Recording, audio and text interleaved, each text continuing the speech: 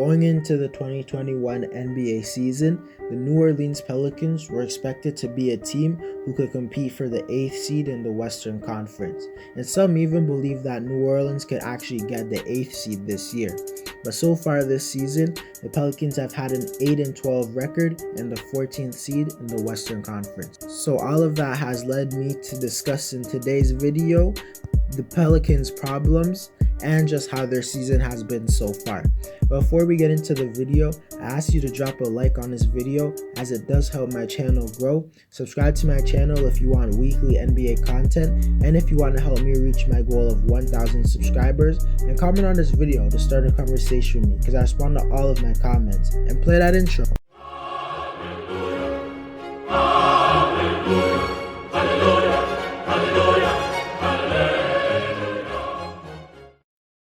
So to start the season, the Pelicans haven't been particularly good on offense or on defense, as on defense they rank 24th in defensive rating, and I honestly think them being that low on the defensive rating list is a huge underachievement, as this is a roster with plenty of athletic and solid defenders.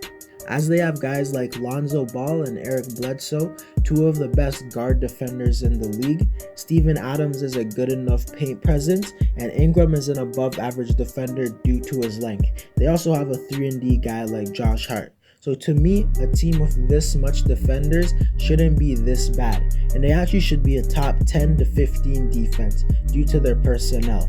But on the offensive side of the floor, they have been very average, ranking right in the middle at 15th in offensive rating. And I think this is where they should rank, as although they do have two 23 points per game scorers in Brandon Ingram and Zion, the rest of the roster isn't filled with amazing shooters or scorers. So I don't think their offense is underachieving, but their defense definitely is. To start the season, their best player has been Zion Williamson, who I think has somewhat become underrated as of late, because no one is talking about how good he has been to start the season, as out of his first 19 games of the year, he has scored over 30 points 4 times, and overall for the year, he's been averaging 23 points, 7.5 rebounds, shooting a ridiculous 59% from the field. And Zion is proving that his rookie season wasn't a fluke, and he's just been unguardable and dominant in the paint, and he's been showing me that he does have the potential to be a top 5 player in the league. But the only problem I have with Zion is his defense being pretty bad, which is surprising since he's very strong and athletic, but he just doesn't have the lateral quickness to guard some perimeter players, and he doesn't have the best defensive IQ, and he often messes up rotations. But overall, to me, Zion definitely isn't the problem, and so far this year, he has looked better at passing every single game. Brandon Ingram has also been playing at an all-star level this season, as he's been averaging 23 points, 5 rebounds, and 4 assists, shooting 45% from the field and 37% from 3. And he has gotten way better as a playmaker, as he is nearly averaging 5 assists, and many times he has ran the point guard position, especially in key moments. And he fits perfectly alongside Zion, because Zion isn't a shot creator, and with how we've seen Giannis in the playoffs, Giannis has needed a shot creator, and Giannis kind of plays similar to Zion. So you need a good shot creator alongside him, and Ingram is a very good shot creator, as he can shoot over anyone in the league. So to me, he has been playing fine, and it's not his fault at all. But Lonzo Ball, on the other hand, has definitely been somewhat disappointing, as he's been averaging 13 points, 4 rebounds, and 4 assists, shooting 40% from the field and 33% from 3. And he started the year very bad, but lately he's been playing better.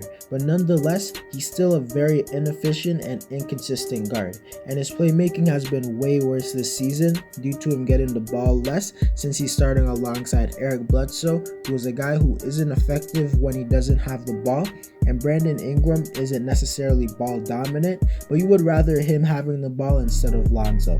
And if Lonzo wanted the ball more, he should be a better playmaker. But despite me harping a bit on Lonzo, I don't think he's a big reason for their struggles, but he definitely hasn't been helping.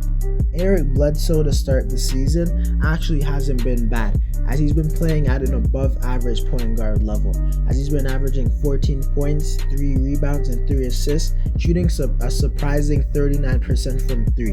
And going into the season, I didn't think Bledsoe would be a good fit on this team, as he hasn't been a good fit, but he actually has been an okay fit, as he's been shooting nearly 40% from 3, attempting nearly 6 of them a game. And I don't think he will keep up the good shooting, but if he continues playing on this level, I think he could be a good trade piece for the Pelicans, or he could maybe even make Lonzo Ball expendable.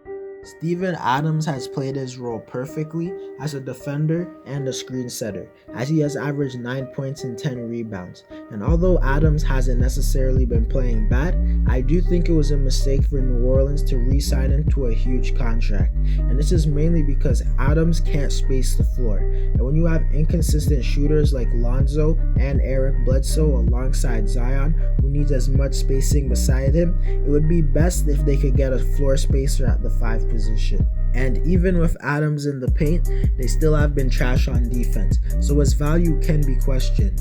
And even though Zion has been playing good with Adams on the floor, I think if their center could shoot, he could be even better. To me, this team's most underrated player has to be Nickeil Alexander-Walker, who had a disappointing rookie year, but in his second season, he has been way better, averaging 10 points in only 21 minutes, and he is now a legitimate bench scorer. And a lot of his potential has been showed in his 3 starts, as in those games, he has averaged 19 points, shooting 59% from the field and 57% from 3. And I think in the future, he could be a really good 6-man and maybe even an average starter. To answer the question of what is the Pelicans' problems, I think it's a mix of their underachieving defense, Lonzo Ball's subpar play, but to me, the biggest problem is the fact that they rank only 17th in pace. And to me, a team with Zion, Lonzo, Brandon Ingram, and other good athletes should be a top 10 team in pace, since this is a team with very few shot creators, so they should be trying to get as much easy points in transition. I think this is the fault of Stan Van Gundy, and if they don't pick it up, I could see him getting fired at the end of the season. But even though this team is struggling, I don't think they will be the second worst team for the rest of the year. I expect them to make a push for the 8th seed, but I think all they do will make a push, not actually get the 8th seed. But they will be a fun team to watch. Anyways guys, that's it for the video. Let me know if you think the Pelicans are making the playoffs. Drop a like on this video as it does help my channel grow. Subscribe to my channel if you want more weekly NBA videos just like this and to help me reach 1,000 subscribers. And comment on this video to start a conversation with me because I respond to all of my comments. And play that intro.